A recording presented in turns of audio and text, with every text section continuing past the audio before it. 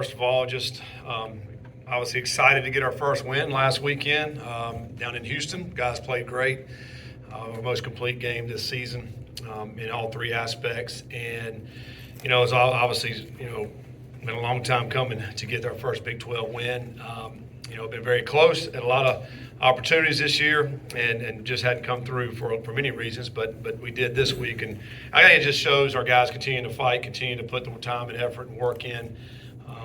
And trying to get better. We're having guys having their best games this late in the season, which is awesome. And we certainly want to continue that as we move forward this week. Going to West Virginia, we came back Sunday. I thought we did, had a great meeting and had another good practice on Sunday. And been game planning today. We looked excited to get back on the practice field. Several things we did great that we talked about. I think turnover margin was the biggest key. We created 3. I guess we had 1, but offensively we didn't turn it over. I thought defensively, outstanding game. I think Coach Brown and his staff did a great job really containing the pass game, which they really wanted to do. A team, I think we held them to 102 yards in the passing game, which was outstanding, with 3 interceptions. One of the things that's kind of been our nemesis, giving up some big plays in the throw game. Our guys did a great job with that. We didn't really give up those big plays in the passing game, and obviously tried to make them drive the ball, and they created some mistakes for them. And so really proud of that. Including we started 2 freshmen at corner, for the game, and the guys played well. Really the thing we gave up was the Q runs, I thought, but other than that, really shut them down really all night long. So that was great. Quarterback game was very efficient. Emory, most efficient game, 13 for 16 in that regard. I thought he played a really good game. Licton came in and played well also. Both of those guys gave us a great chance. And then I think, Corey's been very, very consistent this year. He's one of our more consistent players. Went over 100 yards again. He's 115 shy of 1,000. So, obviously we'd love to hit that mark for him. I think our offensive line take pride in that. Our tight ends. Of course, the running backs, being able to get to that milestone.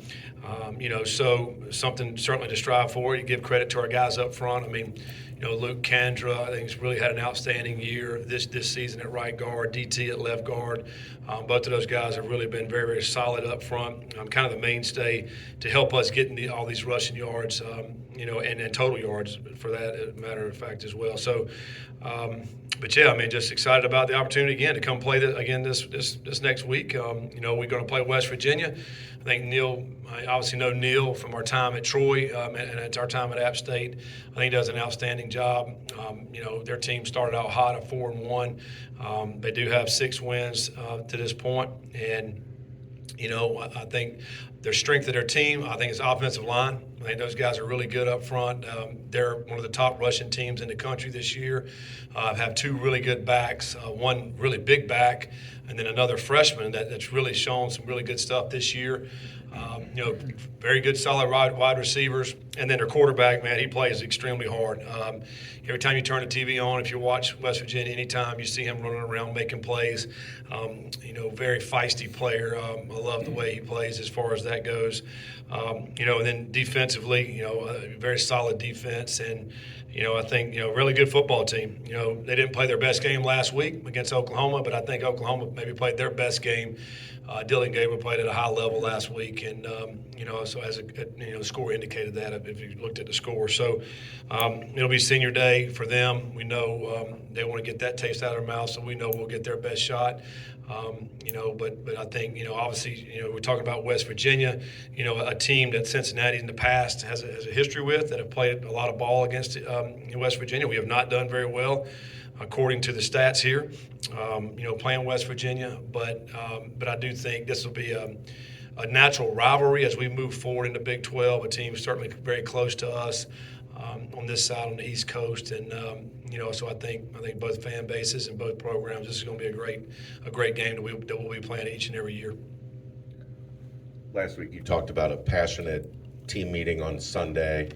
Did you maybe get a sense throughout the week that meeting kind of sparked something? Because it looked like a lot of fire, a lot of energy. Not that you guys lacked it, but it looked like they were together. Well, I mean, I just think we're, as a team, we're continuing to build and come together, and start playing for each other and playing as one. I think you saw that Saturday really for the first time for the guys. They were doing that and playing complementary football, which we really haven't done.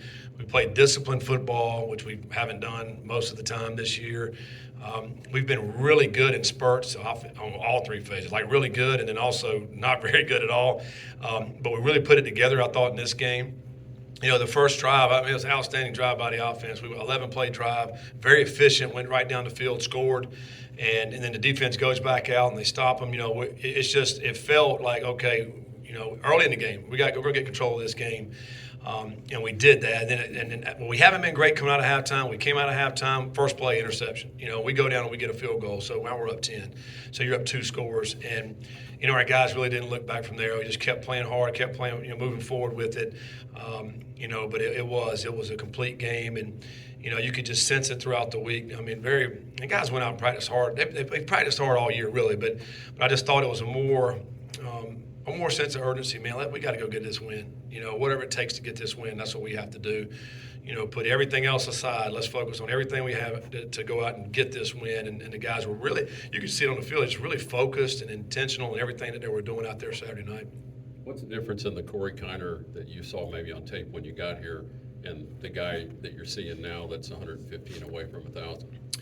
I think very similar, really. I mean, I didn't really study how many carries he had last year and all that, and over his career. But he's always been a powerful runner. He's very, very strong, and he breaks a lot of tackles. And I think this year, he's just kind of, as we started the season, you guys remember, we didn't know who really was going to be the back. We were kind of back by committee. And we've kind of been that way, so because it takes several guys. But he's kind of been the most consistent guy to show up week in and week out. He's gotten opportunities to be able to make plays. I think he's shown maybe he's got better vision maybe than I thought. As we first started this, because he's able to hit those holes. And for a guy, he's not a burner. We all know that, but man, he's got some long runs this season. And including one Saturday. I mean, we're backed up, and he breaks off, I think, a 62-yarder. So some really big runs throughout this season. But I think more than anything, he's just a hard, tough runner that's going to get those first downs, going to churn out those tough yards that you need. On the sideline, we're talking like, man, they got an extra guy here, but Corey he runs through them a lot of times, when he gets those yards. And that's credit to him, and he's a guy who, each Sunday and Monday and Tuesday, he's in the training room. He's living in there because of the hits that he takes on Saturdays. He does a great job of getting his body prepared for the next week, and thus he's able to come back each and every week and be that consistent back that we want. You mentioned the 2 freshmen that you started at corner, and then Jordan Young comes in, and he's arguably the MVP of the defense for the game.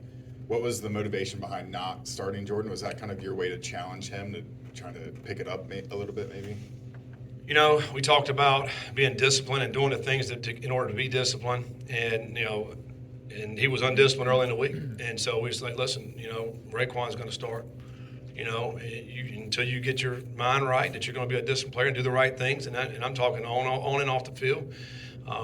And when you do that, then you're going to play better. And I think that was really to send a message, and it did. I thought he went out and played very well once he got his opportunity to get back in the game. Seems like this offense has played better the past couple of weeks with Ryan Montgomery being healthy. How much of a difference does he make out there in terms of what you want to do offensively? Yeah, I'm glad you brought up Ryan. He's a guy, I think he missed 5 weeks maybe in the middle of the season. What he brings is just a level of poise at the running back position, because he can do all 3 things. He can catch the ball in the backfield, as we saw in the first touchdown. He can protect, but he also can run, and he's got really good vision as well. It's been awesome to have him available and back. We didn't even know if he was going to be back this past week as well. He's still dealing with some injuries. He was kind of a game time, decision whether we're going to play him or not. He was able to go, and man, I'm glad he did. I'm glad he was able to go, because he certainly gives us that extra that piece out of the backfield catching the ball. I think that's probably his main strength, but also in punt returning. We put him back there for that. And so he's a very talented player that's had to deal with some injuries throughout his tenure here, but it's nice to be able to have him out there. It takes a little bit of the pressure off of Corey and some of those other running backs as well. Do you look at the results of a day like Saturday around this league and just kind of shake your head because nobody has any clue what's going to happen Saturday to Saturday? That's been like that all season. Yeah. It's we're dealing with a lot of parity in college football, I think, but particularly in the Big 12. When you're starting to play all these games, and we've been saying this week in and week out, we're kind of everybody's kind of beating each other. I think how many is it? 5 teams that are in second place right now. And then at the bottom there's 5 teams that have 2 wins. So I mean it's like there's so much parity in this league that I think anybody can beat anybody. Whoever shows up with the great game plan with inspired players. We're dealing with 18 to 23-year-olds each and every week. I think matchups play a big part in this. People don't really talk about matchups, but that there's certainly something to speak of with that. Whether you're playing at home or away, what's the weather like? I mean, there's a lot of things that happen, and also momentum. I think like Central Florida this weekend. I mean, they started, got a touchdown, and then Oklahoma State's running back fumbles. Next thing you know, another touchdown. They just got that momentum, never gave it up.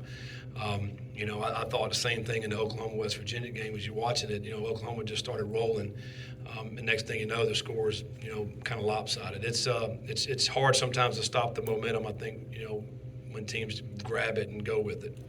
Is it different, the challenge of being in a league without a top dog? I mean, Clemson in the ACC was that forever.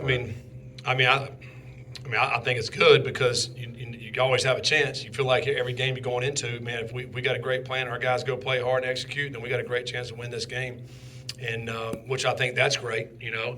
I don't think it's as good as fun for everybody if you go in and you're a 25-point underdog. Going into a game, you maybe not have a chance. But in this league, I think everybody has a chance. And also the tough thing is and you're playing 9 games now in this league.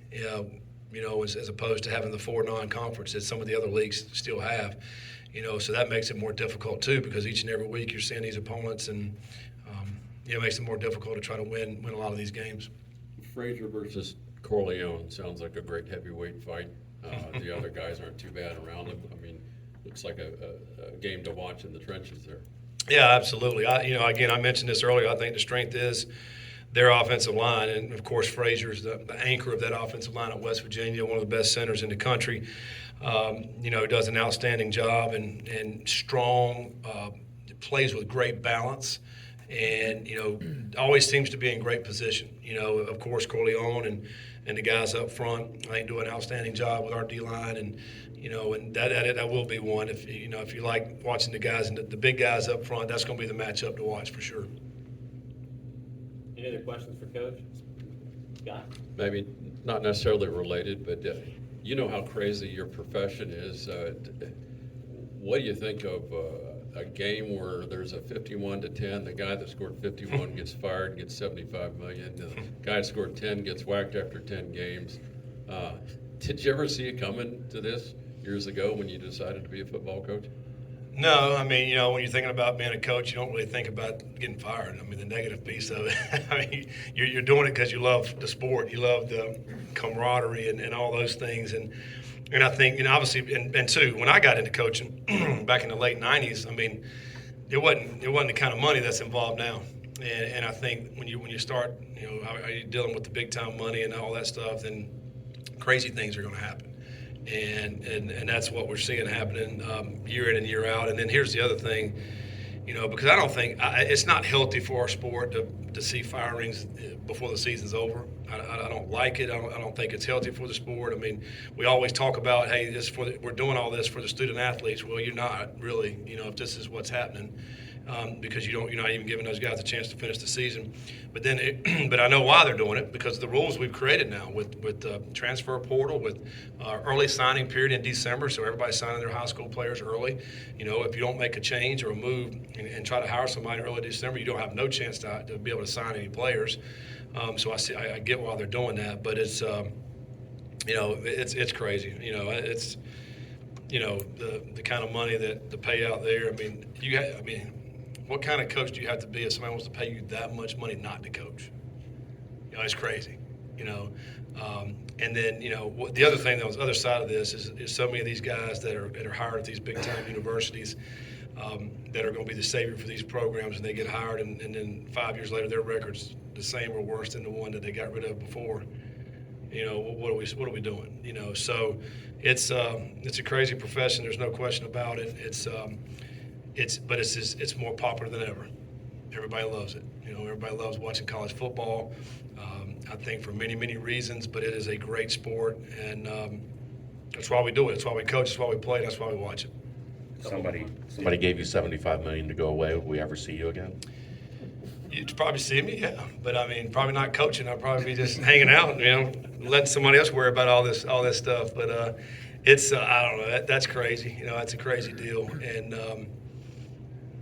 in a way, it's kind of sad too. It's it's like Coach Fisher. I mean, obviously he's a really good coach and won national championship and set several. And then for somebody to say, hey, you're not doing a good enough job, we're going to pay you that much money to leave. This is crazy world we're living in. Obviously, basketball season's here, Yeah. and Coach Miller's dealing with a situation where he has two players who can't play with the two-time transfer rules. You talked about your displeasure with the transfer rules. What's kind of your opinion on that situation and kind of how the NCAA has handled it? I really haven't looked too much into that. I know this for us, and when if we're looking to get any kind of transfers, and this has really been the last couple of years, that we're not looking to get guys that have already transferred once, unless they're graduated, because the rules state that if you've already transferred one time, you can't transfer again. And, unless there's some waiver, and we've all seen where, and I've heard that, man, most of these waivers are not getting passed. And so I don't want to take the chance in football. And I know every situation is different. We saw what happened in North Carolina this past season, or this year, and I think they, changed that halfway into the season with that particular situation. But, I think either is there going to be waivers or not? To me, is what needs to happen. So it needs to be black and white, and have some more clarity about it, so everybody knows what's happening. And so you don't have this people that are in between for trying to figure out what's going to happen and what's going on. It's unfortunate. I think with both of these players that came in, I'm hopefully anticipating to play. Now they're not being able to play. So it's going to be interesting to see how this pans out, and hopefully they'll be able to play. But certainly there's not, NCAA has made their stance, and now maybe he's going a different direction. But, we'll see what ends up happening. But, I mean, I think if guys are transferring, they're transferring to play, we should let them play, but also they need to have some clear rules. Thank you, Coach. All right.